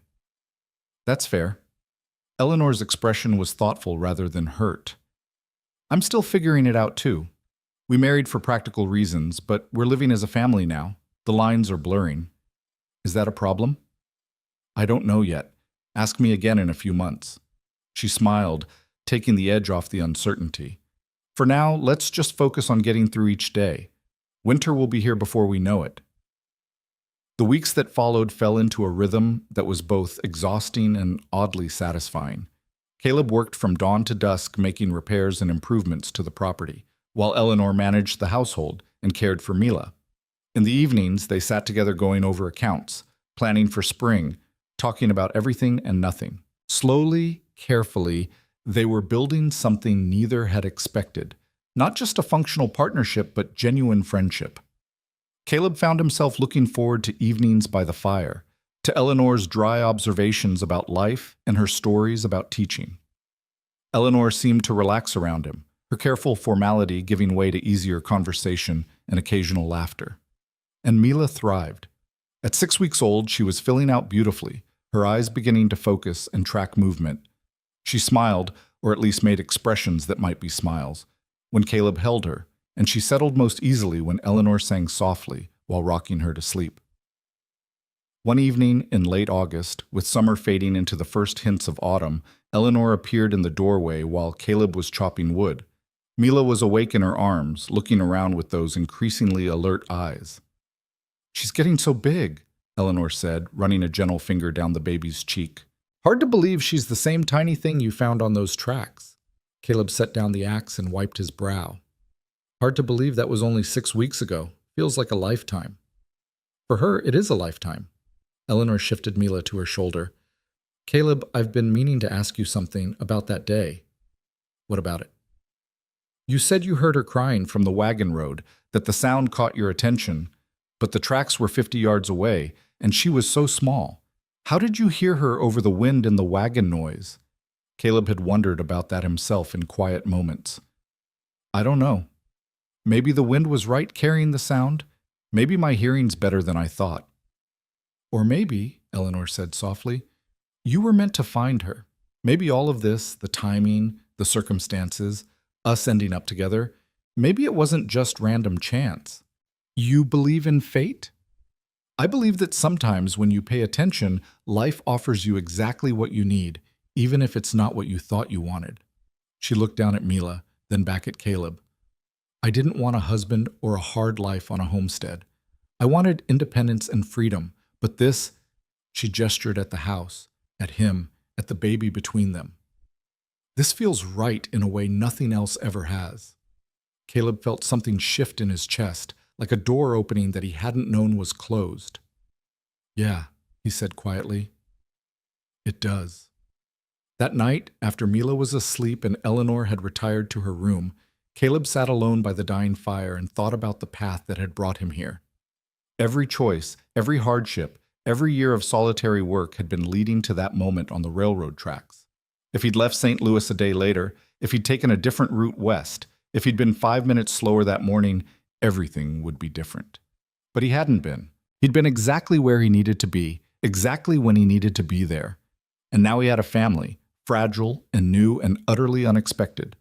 The question was what he would do with this gift. Would he let fear and old patterns keep him at a distance, maintaining the careful boundaries of their arrangement? Or would he take the risk of letting these two people all the way in, of building something real from the practical foundation they'd laid? Outside, the wind picked up, carrying the scent of approaching autumn, and the promise of challenges to come. Winter would test them, would reveal whether this hastily assembled family could withstand pressure and hardship. But for the first time in his life, Caleb found himself hoping not just to survive, but to build something worth keeping. And that hope, terrifying as it was, felt like the beginning of something precious. September arrived with crisp mornings and the first yellow leaves scattered across the property like gold coins. Caleb had begun making weekly trips to his homestead, spending 3 or 4 days at a time breaking ground and preparing the land for spring planting. Each departure felt harder than the last, and each return brought an unexpected surge of relief when he saw the lamplight in the garret house windows. He'd been gone 4 days this time, working until his hands bled to clear rocks from a promising field. When he finally rode up to the house at dusk, he found Eleanor sitting on the porch steps with Mila, both of them watching the sunset paint the sky in shades of orange and pink. "You're back early," Eleanor said, but there was pleasure in her voice rather than surprise. "Finished what I needed to do." Caleb dismounted, suddenly aware of how dirty and exhausted he must look. "How's she been?" "Perfect, as always." Eleanor stood, holding Mila out to him. "Though I think she missed you. She's been fussy the past 2 evenings." Caleb took the baby, and Mila immediately settled against his chest with a contented sigh. Something warm expanded in his ribcage. The now familiar sensation of being needed, being wanted, being home. "I missed her too," he admitted. "Missed both of you, if I'm being honest." Eleanor's cheeks colored slightly in the fading light. "Well, you're just in time for supper. I made stew and there's fresh bread from this morning." Inside, the house smelled of cooking and wood smoke and the subtle lavender soap Eleanor used. Caleb realized with a start that these scents meant home to him now, more than any place he'd ever lived. The orphanage had smelled of lye and boiled cabbage. His various bunkhouses had smelled of unwashed men and tobacco. But this smelled like family. Over supper, Eleanor told him about the week's events. Mr. Patterson had brought milk as promised, and his wife had included a basket of vegetables from their garden.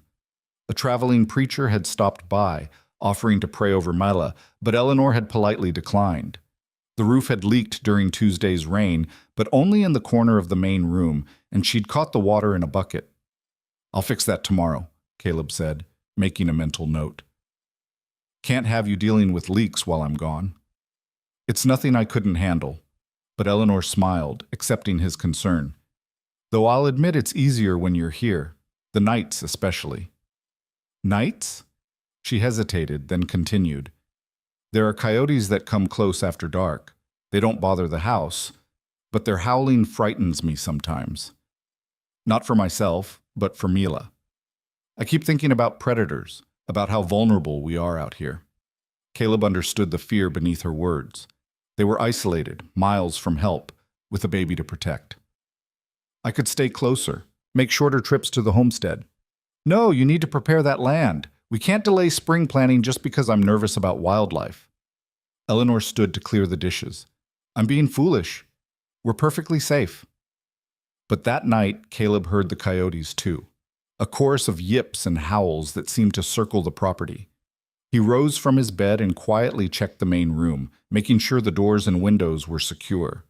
Through Eleanor's partially open bedroom door, he could see her standing by Mila's cradle, one hand protectively on the baby's back. "Can't sleep either?" he asked softly. Eleanor turned, pulling her shawl tighter around her nightgown. "I told myself I was being silly, but..." "You're not silly. You're a mother protecting her child. That's pure instinct." Caleb moved to stand beside her, looking down at Mila's sleeping form. "How about I sleep out here tonight, on the floor by the fireplace, just in case?" "You don't have to do that." "I know, but I want to." He met her eyes in the dim light. "Let me do this, Eleanor. Let me be useful." She studied his face for a long moment, then nodded. "Thank you." Caleb made himself a pallet near the fire while Eleanor returned to bed. He lay awake, listening to the night sounds, the coyotes gradually moving off to hunt elsewhere. Somewhere in the house, a board creaked. The fire popped and settled, and from Eleanor's room came the soft, steady breathing of her and Mila sleeping. This was his family, these sounds, these people, this fragile household perched on the edge of wilderness. The realization no longer felt strange or temporary. It felt like the truest thing he'd ever known. The next morning, Eleanor found him asleep on the floor, his rifle within easy reach. She stood in the doorway watching him for a moment, something tender crossing her face before she moved to start breakfast. The sound of her working in the kitchen woke him, and he sat up, stretching stiff muscles.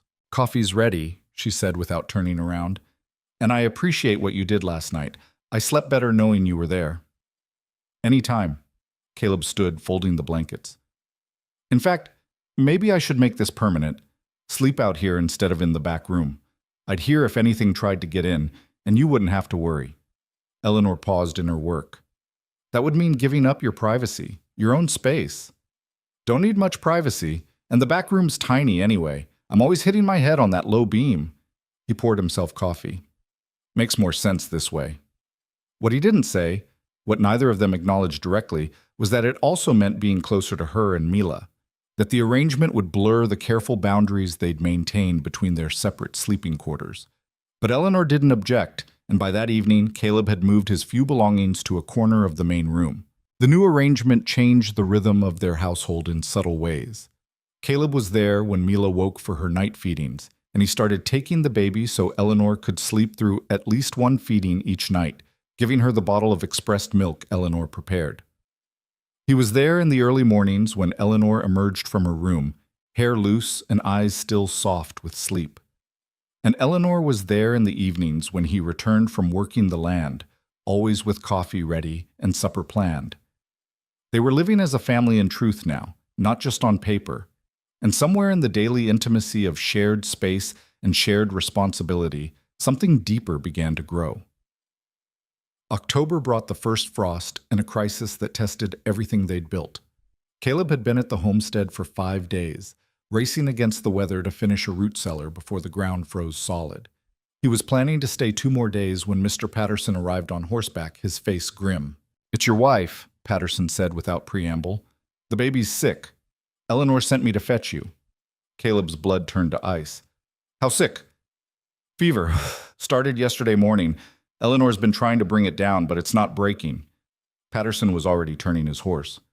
"Doc Henderson's out of town. Won't be back until tomorrow. She needs you there." Caleb didn't bother packing. He threw his tools in the wagon, hitched up the horse, and drove through the afternoon and into the night, pushing harder than was wise on the rough terrain. By the time he reached the Garrett house, it was past midnight and his horse was lathered with sweat. Eleanor met him at the door, Mila in her arms. Even in the lamplight, Caleb could see the baby's flushed cheeks and the way her small body seemed to radiate heat. "How long?" he asked, taking Mila gently. 36 hours. I've tried everything, cool cloths, keeping her hydrated, skin-to-skin contact to regulate her temperature. Nothing's working. Eleanor's voice was steady, but Caleb could see the fear in her eyes. "She's getting worse, Caleb. I don't know what else to do." Mila whimpered against his chest, her cry weak and pitiful. Caleb pressed his lips to her forehead. She was burning up, far hotter than any fever he'd experienced himself. At not quite 3 months old, her tiny body didn't have the reserves to fight illness the way an adult would. "The doctor won't be back until tomorrow?" he asked, though he already knew the answer. "Not until late afternoon at the earliest. And Caleb," Eleanor's composure cracked slightly. "I'm scared. She's so small and the fever's so high. I keep thinking about all the babies who die from things like this, and I can't lose her." Caleb pulled Eleanor against his side with his free arm, holding both of them. "We won't lose her. We'll fight this together."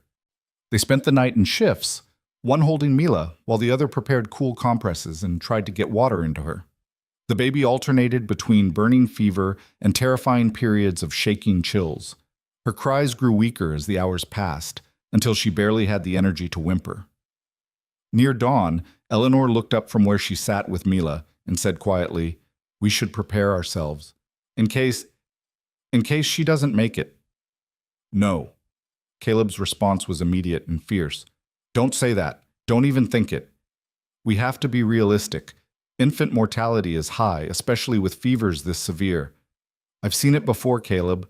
My youngest brother," her voice broke. He died of fever when he was 4 months old. One day he was fine, the next day gone. Sometimes there's nothing you can do. This is different. Why? Because we want it to be? Eleanor's eyes were red-rimmed and desperate. Because we saved her once? That doesn't make her immortal. She's a baby, and babies die. Sometimes love isn't enough. The words hit Caleb like a physical blow, partly because they echoed his own deepest fears. He'd grown up surrounded by death, children in the orphanage who succumbed to disease, men on cattle drives killed by accidents or exposure. He knew how fragile life was, how quickly it could be snatched away. But Mila was different. She had to be different. They'd fought too hard to keep her safe to lose her now to something as arbitrary as fever. Love might not be enough, he said, moving to sit beside Eleanor. But it's all we've got. So we keep fighting. We keep cooling her down, keeping her hydrated, and we don't give up, not for 1 second. Eleanor nodded, wiping her eyes. You're right. I'm sorry. I'm just exhausted and terrified. I know. Me too. As the sun rose, painting the room in soft gold light, they worked together with grim determination. Caleb held Mila while Eleanor prepared fresh compresses. Eleanor coaxed water into the baby's mouth, drop by drop, while Caleb sang rough lullabies he half remembered from somewhere in his forgotten childhood. By mid-morning, Mila's temperature seemed marginally lower. By noon, she'd managed to take a full feeding without immediately bringing it back up. And by early afternoon, when Dr. Henderson's wagon finally appeared on the road, the baby's fever had broken enough that she was sleeping naturally instead of the frightening stupor she'd been in. The doctor examined Mila thoroughly, asking detailed questions about the progression of symptoms and their treatments. Finally, he sat back with a satisfied nod. You two did everything right. Kept her cool, kept her hydrated, didn't panic and do something foolish. Another few hours of that fever and we might have lost her, but she's through the worst now. He looked between Caleb and Eleanor. She's a lucky child to have such devoted parents. After the doctor left, Eleanor collapsed into the rocking chair, all the strength she'd been holding onto suddenly gone. Caleb sat beside her with Mila, neither of them speaking for a long time. I really thought we might lose her, Eleanor said finally. When you weren't here, when I was alone with her getting sicker and sicker, I thought this was how it would end, that we'd saved her from the railroad tracks only to watch her die anyway. But we didn't. She's alive. Caleb adjusted the sleeping baby in his arms. We kept her alive, Eleanor. Together.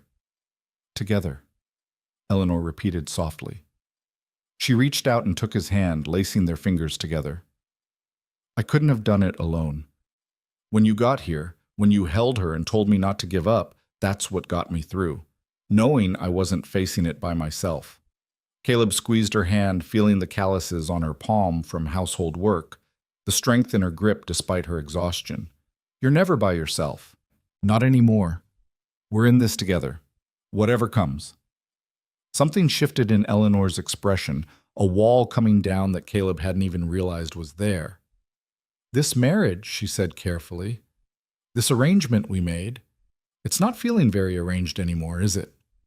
No, Caleb admitted, it's not. When did that change? When did it become real? He thought about the question, tracing back through the weeks and months. I don't know if there was one moment. Maybe it's been happening all along, so gradually we didn't notice. Or maybe, he looked down at Mila. Maybe it was last night, when I thought we might lose her and realized I couldn't survive that loss. Not because she's the baby I saved, but because she's my daughter, mine and yours. Eleanor's eyes filled with fresh tears, but these were different from the fearful ones she'd shed in the dark hours. She is ours, isn't she? Completely and truly ours. Yeah, she is. They sat together as the afternoon light faded, both too exhausted to move, both unwilling to break the moment. Mila slept peacefully between them, her breathing steady and her color finally returning to normal. And in the quiet of the old house, with autumn wind rattling the windows and the fire crackling in the hearth, their family solidified into something that felt permanent and unbreakable. The days following Mila's illness brought a new ease to their household. The crisis had burned away the last of their careful formality, leaving behind something more honest and comfortable. Caleb found himself telling Eleanor things he'd never shared with anyone. Stories from his childhood, fears about the future, dreams that seemed too fragile to speak aloud. And Eleanor reciprocated, opening up about her own past and the complicated relationship with her family that had driven her west. One evening in late October, as they sat by the fire after putting Mila to bed, Eleanor said quietly, "I wrote to my mother, told her about you and Mila." Caleb looked up from the harness he was mending. "What did you say?" "The truth, that I married a good man who needed help saving a baby's life, that we're building a life together out here, that I'm happy." She smiled slightly. "I didn't mention that it started as a practical arrangement. Let her think it was a whirlwind romance." "And what did she say back?" "I don't know yet. The letter only went out last week, but whatever she says, it won't change anything. This is my life now, my choice." "No regrets?" Eleanor met his eyes directly. "About marrying you? About taking in Mila? Not for a single moment. Everything else we've lost, my teaching position, your solitary plans for the homestead, those were prices worth paying." Caleb set aside the harness and moved to sit beside her. "I need to tell you something." "About the homestead." "What about it?" "I've been thinking about the house I'm building out there. The plans I drew up before, they were for a bachelor, one man living alone. But that's not who I am anymore." He took her hand, feeling more nervous than he had on their wedding day. "I want to redraw them, make the house bigger, better. A real family home with room for all of us. Maybe even," he hesitated, "maybe even more children someday." Eleanor's breath caught. "More children?" "If you wanted. I know Mila's enough. I know you didn't sign up for—" "I'd like that," Eleanor interrupted, her voice soft but certain. "I'd like more children with you, Caleb. Not right away. We have enough on our plates with Mila and the homestead. But someday, yes. I'd like that very much." The admission hung between them, changing everything and nothing all at once. They'd moved from practical arrangement to genuine partnership, and now they were contemplating a real future together, not just surviving, but building, creating, growing. "There's something else," Caleb said, his heart hammering. "This marriage of ours. I know we said it was for Mila, for practicality, but Eleanor—" He turned to face her fully. "It's become more than that for me. You've become more than that. And I need to know if you feel it too, or if I'm alone in this." Eleanor's hand tightened on his. "You're not alone. I've been feeling it for weeks now, maybe longer, but I was afraid to say anything, afraid of pushing too fast or wanting too much." "What do you want?" She drew a shaky breath. "I want this to be real. Not just on paper, not just for appearances. I want to be your wife in truth, and I want you to be my husband. I want to build a life together that's ours by choice, not circumstance." Caleb felt something in his chest expand and release, like a door long locked finally swinging open. "I want that too, more than I've wanted anything." He leaned forward slowly, giving her time to pull away if she wanted, but Eleanor met him halfway. Their kiss was tentative at first, gentle and questioning, and then deeper as months of growing affection finally found expression. When they pulled apart, both were breathing harder and Eleanor's cheeks were flushed. "Well," she said with a shaky laugh, "that was long overdue," Caleb finished. She smiled, radiant in the firelight. "Yes, it was." That night marked a turning point in their marriage. They didn't rush into anything. Eleanor still slept in her room, Caleb still on his pallet by the fire.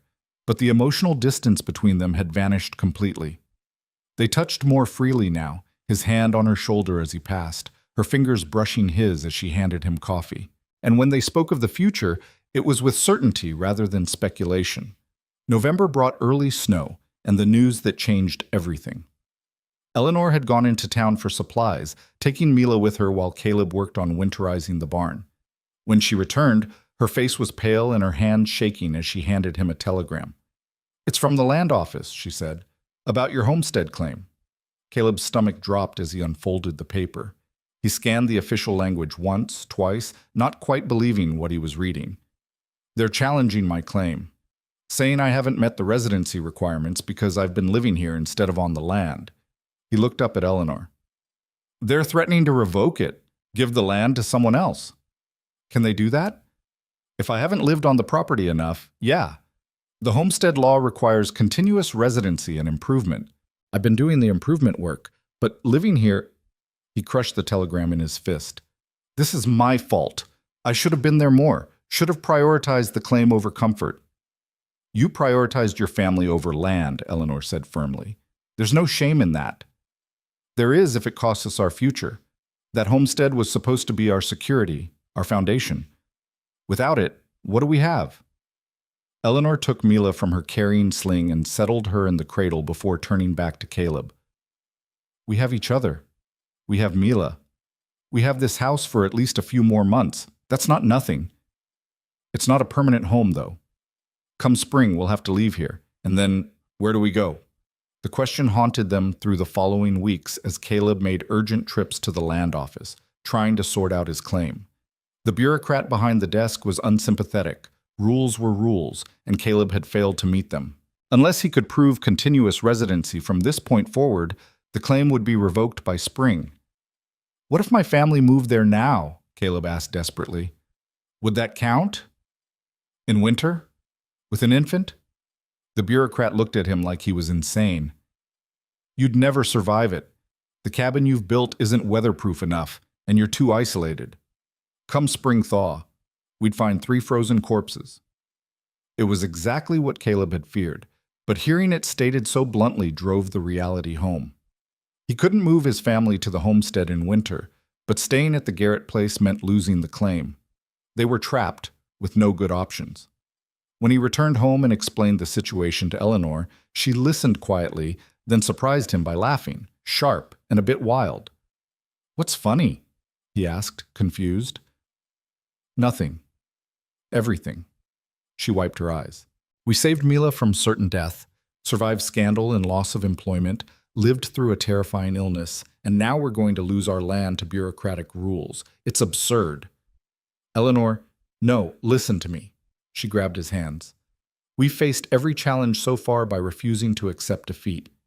When they said Mila should go to the orphanage, we fought it. When I lost my teaching position, we found another way. When Mila got sick, we didn't give up. Why should this be any different? Because I don't see a solution. We can't meet the residency requirement safely. Then we'll meet it unsafely. Eleanor's jaw set in determination. We'll move to the homestead. This winter, all 3 of us. You heard what the land office said. We wouldn't survive. We'll make sure we do. You said the cabin has walls and a roof, right? And there's a fireplace? Yes, but then we winterize it properly. Use what's left of your savings to buy supplies and materials. Work day and night if we have to, but make it livable. And then we move there. And we stay there, proving residency every single day until spring. Caleb stared at his wife, seeing the fierce determination in her eyes and recognizing it as the same quality that had made her risk everything to help him save Mila. She wasn't being reckless. She was refusing to surrender what they'd fought for. It would be hard, he said slowly. Harder than anything we've faced so far. Yes, but we'd be together, and we'd be fighting for our future, for Mila's future. Eleanor stepped closer. I'm not afraid of hard work, Caleb. I'm afraid of giving up without a fight. So tell me, are we going to let them take what's ours, or are we going to prove we deserve it? Looking at her standing there with firelight dancing in her hair and absolute certainty in her face, Caleb felt his own resolve strengthen. She was right. They'd overcome every obstacle so far by refusing to accept defeat. This would be no different. We'll need a lot of supplies, he said, and we'll have to work fast. Winter's already here. Eleanor smiled, fierce and bright. Then we'd better get started. The decision made, they moved with the focused urgency of soldiers preparing for battle. Caleb emptied what remained of his savings and bought lumber, nails, canvas, wool blankets, and enough food supplies to last through spring if necessary. Eleanor packed their belongings with ruthless efficiency, keeping only what was essential and selling or trading everything else. Mr. Patterson, hearing of their plans, donated a milk cow and showed up with his sons to help load the wagon. You're either very brave or very foolish, Patterson said as they worked. I can't decide which. Probably both, Caleb admitted, securing a crate of canned goods. But we don't have a choice. There's always a choice. You could let the claim go, find work in town, start over somewhere else. Eleanor appeared in the doorway with Mila bundled against the cold. And spend the rest of our lives wondering what we could have built if we'd been brave enough to try? No, thank you. We'll take our chances with winter. Patterson shook his head but smiled. You're well matched, you two. Stubborn as mules, both of you. They left the Garrett place on a gray December morning with snow threatening in the clouds overhead. The journey to the homestead took 3 days instead of the usual 2, the wagon heavy with supplies and the weather turning worse with each mile. Mila, now 4 months old, was wrapped in layers of wool and fur, tucked into a basket lined with heated stones that Eleanor replaced at every stop. When the homestead finally came into view, a small cabin perched on a windswept rise with nothing but prairie stretching to the horizon in every direction, Eleanor felt her determination waver for the first time. The isolation was absolute. The nearest neighbor was a full day's ride away. If something went wrong, if anyone got hurt or sick, they would be entirely on their own. Second thoughts? Caleb asked quietly, reading her expression. Eleanor looked at the cabin, then at Mila sleeping peacefully in her basket, then at her husband's weathered face. No, just first fears, but we'll face those together too. The cabin was rougher than Eleanor had imagined. One room, maybe 15 by 20 feet, with a stone fireplace on one wall and gaps in the chinking that let in icy drafts. The roof was solid but uninsulated, and the single window had only oiled paper instead of glass. But Caleb had been right about one thing: the bones were good. With work, it could be made livable. They worked through the remaining daylight, Caleb installing a better door while Eleanor unpacked essentials and set up a corner for Mila. By nightfall, they had a fire going and hot food in their bellies, and they sat exhausted on the floor eating stew while Mila nursed contentedly in Eleanor's arms. First night in our new home, Eleanor said, looking around the primitive space. Not quite what I imagined when I married you. Caleb managed a tired laugh. Not quite what I imagined either. But it's ours. That counts for something. The first weeks were a test of endurance that pushed them all to the breaking point. Caleb worked from before dawn until after dark, sealing gaps, building furniture, improving everything he could to make the cabin more weatherproof. Eleanor managed the household, cooking on the fireplace, washing clothes in melted snow, and caring for Mila in conditions that grew harsher with each passing day. The temperature dropped steadily as December wore on. Some mornings they woke to frost on the inside walls and ice in the water bucket despite the fire burning all night. Mila seemed to sense the tension and became fussier, crying more than usual and sleeping in fitful bursts that left Eleanor exhausted. I can't keep her warm enough, Eleanor said one night, her voice tight with worry. No matter how many blankets I use or how close I keep her to the fire, she's always cold. Bring her into our bed, Caleb suggested. They'd been sharing the narrow bed more out of necessity than romance. 2 bodies generated more warmth than one, and they needed all the heat they could get. Between the 2 of us, she'll stay warmer. It worked. With Mila nestled between them and their combined body heat wrapping around her, the baby finally slept through most nights. But the arrangement meant Caleb and Eleanor were pressed close together, hyper-aware of each other's breathing, each other's warmth. One particularly cold night, Eleanor woke shivering despite the blankets and found Caleb already awake, watching her in the dim glow from the banked fire. You're freezing, he said, pulling her closer. Come here. Eleanor didn't resist, letting him tuck her against his chest with Mila safe between them. His body was furnace hot compared to hers, and she couldn't suppress a sigh of relief as warmth seeped into her bones. Better? He murmured against her hair. Much better.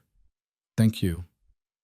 They lay like that in the darkness, listening to Mila's soft breathing and the wind howling outside. After a long silence, Caleb spoke again. I'm sorry I brought you to this. You deserve better than a freezing shack in the middle of nowhere. Stop apologizing, Eleanor said firmly. I chose this. I knew what it would mean, and I chose it anyway. We both did.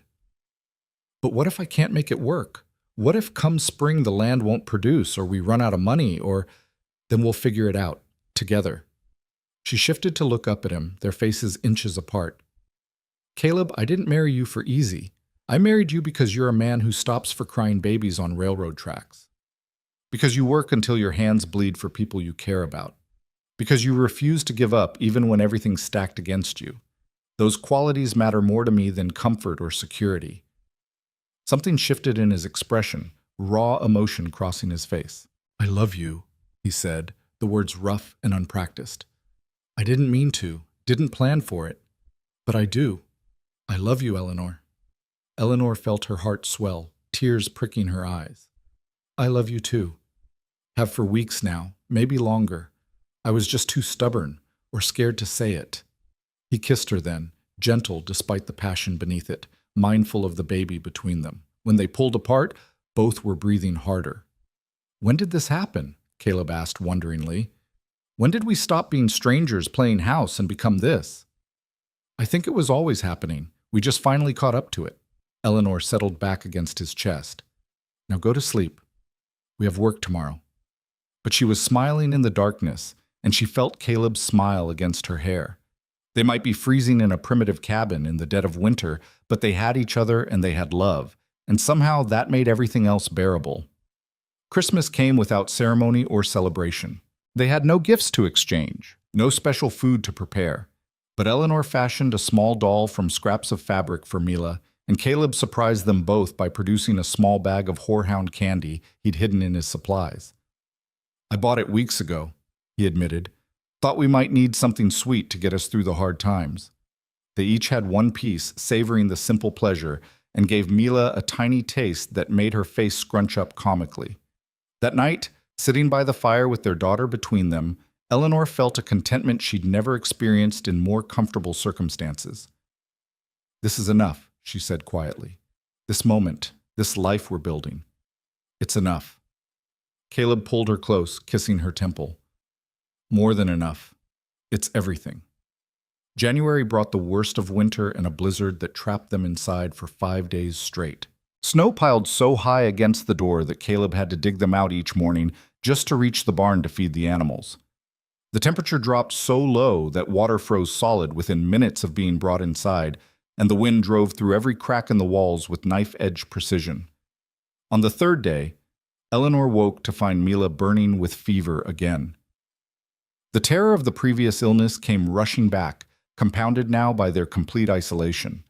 They were 2 days' travel from the nearest doctor in good weather, and in this blizzard, leaving was impossible.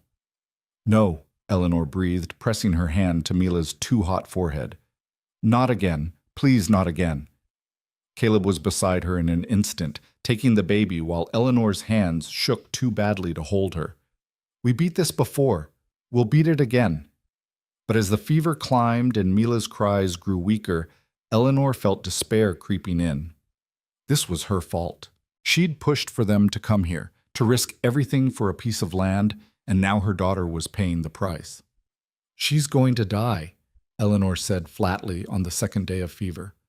We're too far from help, and she's too small, and she's going to die because I was too proud to give up the homestead. Eleanor, don't. It's true. I convinced you to come here. I insisted we could make it work, and now our daughter is dying because of my stubbornness. Her voice broke on a sob. I killed her, Caleb. I killed our baby. Caleb grabbed her shoulders, forcing her to look at him. Listen to me. Mila is not dead.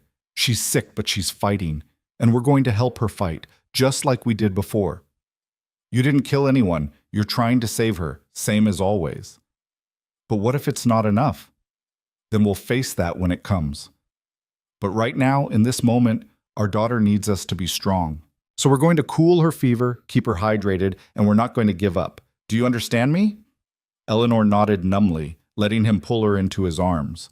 They held each other for a long moment, drawing strength from their shared fear and shared determination.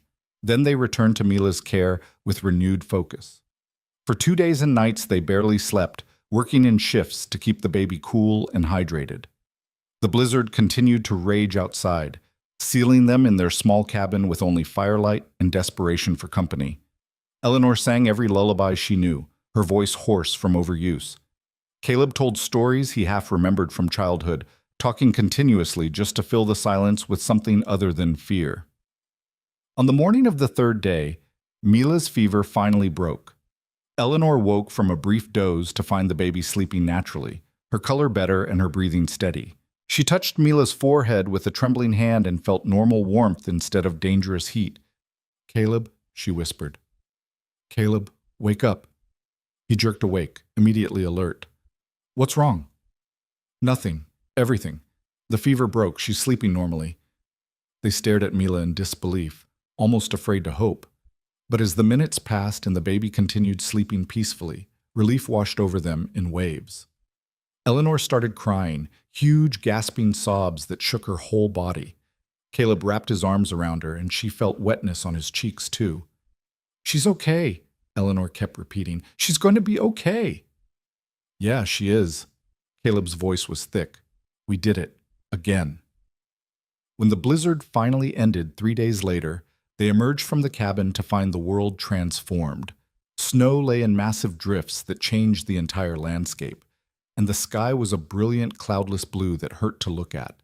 Caleb dug a path to the barn while Eleanor stood in the doorway with Mila, breathing the sharp, clean air and feeling the sun on her face. "We survived," she said wonderingly. "All of us. We actually survived." That night, with Mila healthy and sleeping soundly, Caleb and Eleanor lay together in bed and let the tension of the past weeks finally drain away.